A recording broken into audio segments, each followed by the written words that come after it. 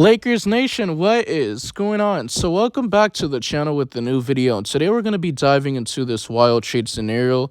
And it's a four-team trade. I believe it's the Los Angeles Lakers, the Golden State Warriors, the Brooklyn Nets, and lastly, the Detroit Pistons. Now, the main reason why Steph Curry has been a topic of discussion and he's been linked to the Los Angeles Lakers because him and LeBron James are friends and they already have the chemistry playing with each other in Team USA, leading the Olympics, winning the gold, beating France. Of course, LeBron James is the most consistent one. There's a reason why he won MVP. And Stephen Curry showed up the last 2 games. Before that, he was struggling. But keep it a buck, he was clutch. He was hitting threes over 2 guys, which is actually insane. But could you imagine having a 3-star of LeBron James, Anthony Davis, Stephen Curry?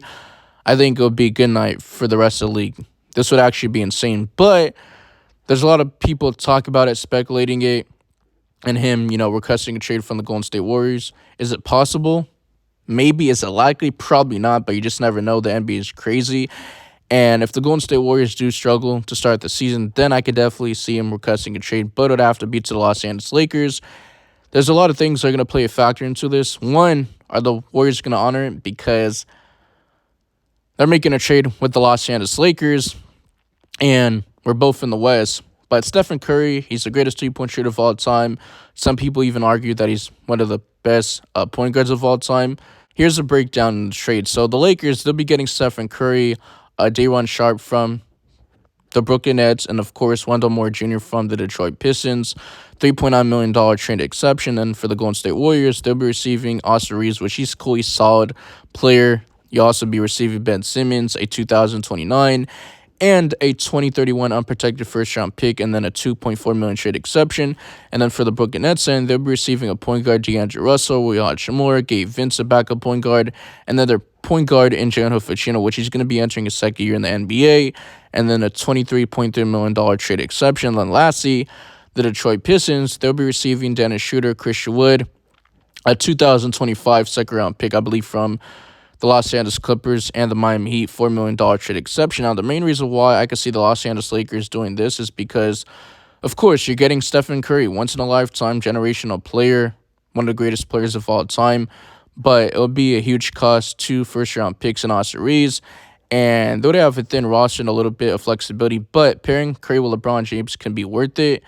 And can't you imagine, so much of the attention, LeBron James drawing, Anthony Davis getting double teamed, and Stephen Curry running around, chasing through screens. LeBron James, the greatest small forward of all time. You can't even argue that with the wall, but he has very good court vision, very good basketball IQ, playmaking. So can't you imagine him playmaking, finding him open for wide open shots? So I think this is very interesting. And then for the Golden State Warriors end, if Curry does ask to be traded, then the Warriors, they'll be getting future picks and some solid players to return, plus Ben Simmons, which he can't really stay healthy. He hasn't really been the same player ever since he left the Philadelphia 76ers. He's been dealing with back injuries and having surgeries, and he's mentally ill. But it just is what it is. He's on expiring contract, so they could be, freeing up some cap space. And then for the Brooklyn Nets end, they're just rebuilding, so they could get in a mix of players and picks while creating a big trade exception. And then lastly,